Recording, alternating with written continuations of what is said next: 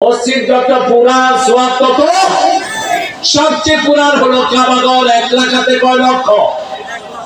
1 লক্ষ রাকাতের সওয়াব মিনিমাম। আল্লাহু আকবার। এজন্য মসজিদ পেলে কি দিবেন? কি দিবেন? সেজদা দিবেন, আল্লাহ কবুল করে। মসজিদে ঢুকলেই কয় রাকাত? কয় রাকাত? বুখারী মুসলিমের আইন, লা তাজলিসু ইল্লা রাকাতাইন, 2 রাকাত ছাড়া কখনো বসবা না। আল্লাহ বলছেন, ওয়াবুদু রাব্বাকুম আল্লাযী খালাকাকুম মিন নাফসিন ওয়াহিদা, আমার ইবাদত করো। ইবাদতের মাথা হলো নামাজ। আজকে থেকে নামাজ ছাড়বো না। রাজি আছি তো? একটু হাত তুলে দেখা দেই, বলেন হে আল্লাহ, আপনার নামে কসম খাচ্ছি, জীবনে আর কোনদিন ফরজ নামাজ, ফরজ রোজা, ফরজ পর্দা ছেড়ে দেব না। আমিন ইয়া রাব্বাল আলামিন। বেহেশতের চাবি কি? তো নামাজ ছাড়া কিভাবে আপনি বেহেশতে যাবেন? নামাজ বেশি যেই মাসে বরকত বেশি। কোন মাস? কেন নামাজ ছাড়ে? সংসারে কত রকমের অভাব, ছেলের অসুস্থতা, মেয়ে অসুস্থ, পরিবারে পরিবারে ঝগড়া জাতি আছে না নাই? সন্তানের সুখ নাই। আপনাদের এখানে একটা ছেলে আছে রামগতি থেকে,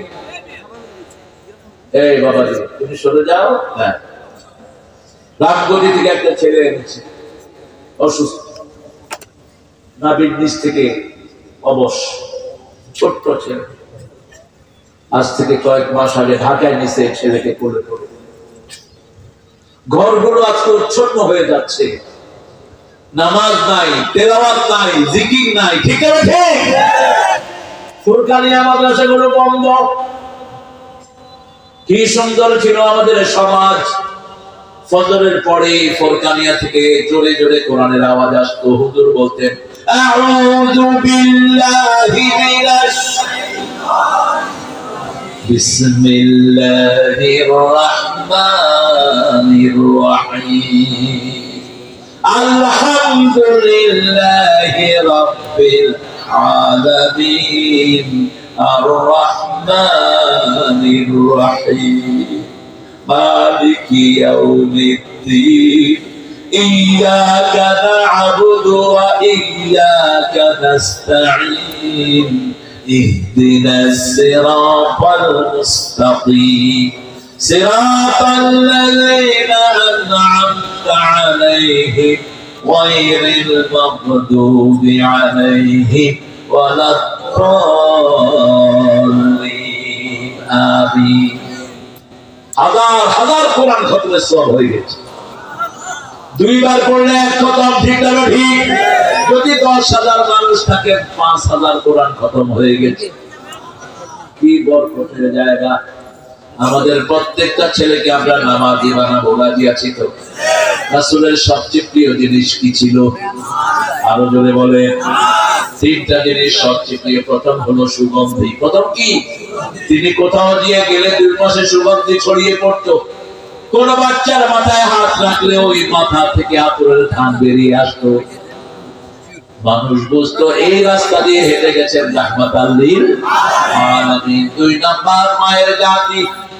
মেয়ের থেকে যৌতুক নিবেন না। যারা যৌতুক খায় ওরা মেয়ের উপর অত্যাচার করে। মেয়েকে সিগারেটের আগুন দিয়ে পোড়ায়, আছে না নাই? রাসূল বলছেন, যে ঘরে মেয়ে আছে সেই ঘরে বরকত আছে। যে ঘরে মেয়ে আছে সেই ঘরে সবচেয়ে বেশি বরকত অবস্থান করে। যে মেয়েকে বিয়ে দিবে আদর যত্ন করে, আল্লাহ বলছেন ওই লোক এইভাবে আমার সাথে জান্নাতি হয়ে যাবে। এইভাবে আঙ্গুল দেখালেন, এইভাবে এইভাবে এইভাবে আমার সাথে জান্নাতি হবে। প্রথম বললেন 3 জন সাহাবী বললেন, হুজুর আমার 2 মেয়ে, তুমি জান্নাতি, আমার 1 মেয়ে, তুমিও জান্নাতি। কন্যা দায়গ্রস্ত যারা পিতা আছেন, রাসূল বলছেন এই কন্যা যতদিন ঘরে থাকবে ততদিন পিতা মাতার গুনাহ মাফ। আল্লাহ আমাদেরকে বুঝার তৌফিক দেন। 3 নম্বরে বলছেন, জুআলাত কুররাতু আইনি ফিস সালাত, ফিস সালাত, আমার চক্ষু শীতলকারী নামাজ। নামাজ কি? নামাজ। জীবনের শেষ শব্দ রাসূল কি উচ্চারণ করেছেন?